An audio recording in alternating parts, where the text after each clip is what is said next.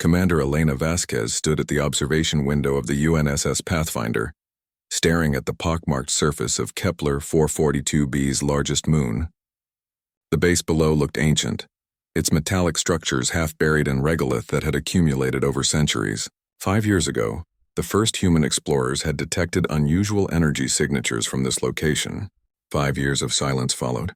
Now Vasquez and her team were here to find out why. Thermal scans show no life signs, reported Lieutenant Chen from his console, but the power grid is still active. Whatever's down there has been running on autopilot for a long time. Vasquez nodded, her jaw tight. The Galactic Council had been very clear in their warnings. This moon was off limits, quarantined. When humanity had pressed for answers, the Council's representatives, a mixture of insectoid vraxi and crystalline luminae, had simply stated that some places were better left forgotten. Humanity, predictably, had other ideas.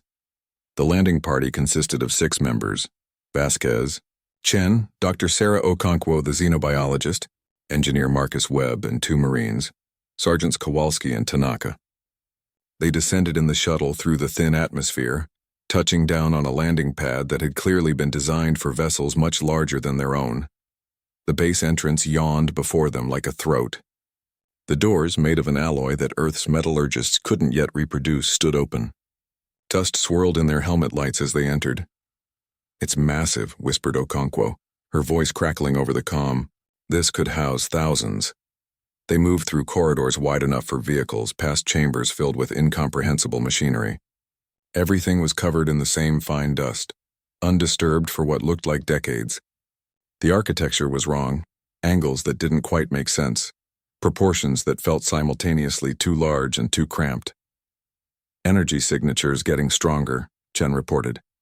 "Sources approximately 2 kilometers ahead deep underground." They descended. Level after level, the base revealed more of its secrets. Laboratories filled with specimen tanks. Armories stocked with weapons that hummed with residual power. Living quarters designed for beings that definitely weren't human. Then they found the cells. Row upon row of containment chambers, each sealed with energy barriers that still glowed with a sickly green light. Most were empty, their doors hanging open. But as the team ventured deeper, they found chambers that were still occupied. "Oh God," Okonkwo breathed. The creatures inside defied description. Some were amalgamations of organic and mechanical parts. Others appeared to be nothing but writhing shadows given semi-physical form. One chamber held something that looked like a collapsed star, pulsing with gravitational waves that made their instruments scream. "This isn't a base," Vasquez realized, her blood running cold. "It's a prison."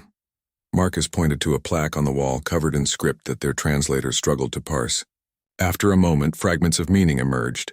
"Containment Facility Omega-7. Entities of existential threat. Sealed by order of the predecessors." "The predecessors," Chen whispered. "The Council barely talks about them.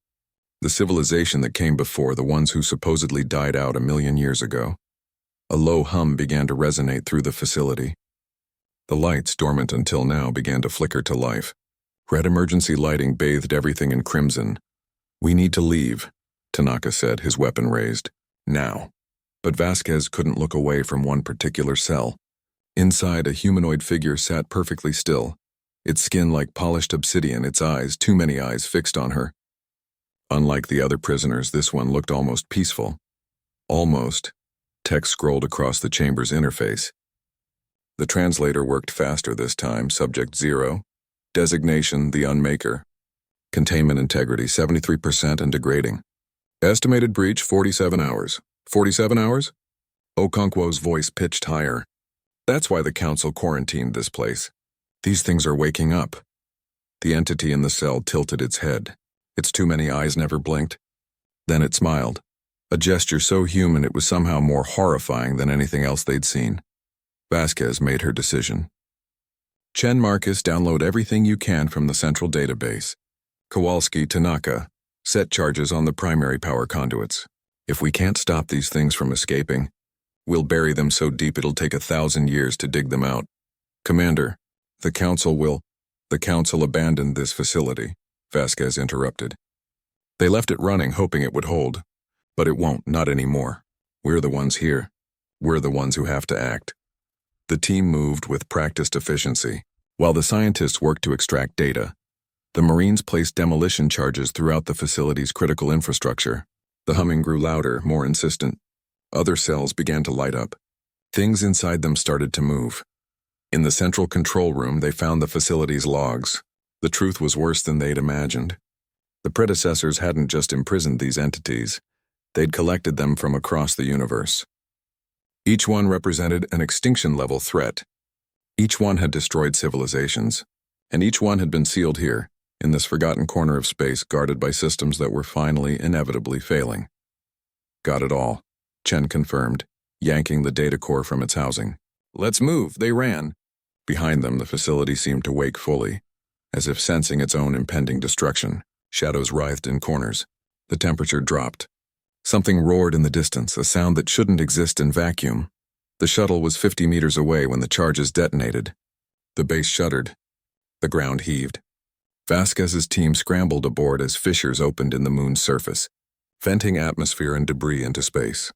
From orbit, they watched as the facility collapsed in on itself, taking its nightmares with it into the rock. The energy signatures flickered and died.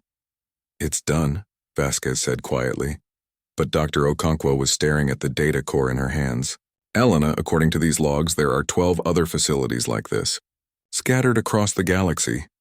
Vasquez looked at her team. Humans who had just destroyed what the greatest civilization in galactic history had built to contain ultimate evil. Humans who had been warned away but came anyway. Humans who, when faced with an impossible choice, had acted. Then we'd better find them first, she said, before something else does. The Pathfinder turned away from the dying moon and accelerated toward deep space. Behind them, in the ruins of Facility Omega-7, a single cell remained intact, buried under kilometers of rubble but unbroken. Inside, Subject Zero sat in darkness, still smiling. Humanity had announced its presence to the universe. And the universe's oldest nightmares had taken notice. The age of humanity's true test had begun.